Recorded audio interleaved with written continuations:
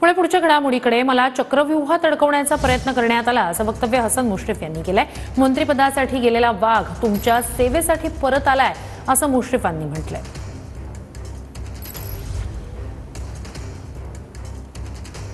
निवडणुकीमध्ये गेली 5 वर्ष मला चक्रव्यूह करण्याचा प्रयत्न केलेला होता आणि या चक्रव्यूह वेधण्याची जबाबदारी आपण सर्वांनी पेलली।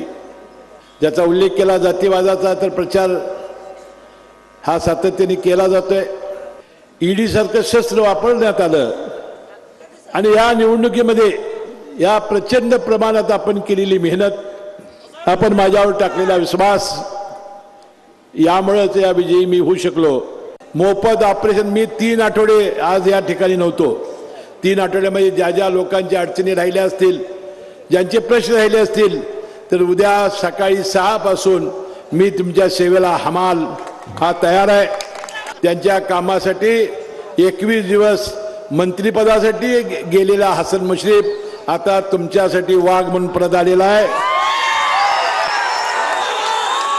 आणि मला कार्यकर्त्यांनी सांगितलं होतं, साहेब मंत्री घेतल्याशिवाय यायचं नाही, त्याप्रमाणे तुमचा हुकूम मी पाळलेला आहे।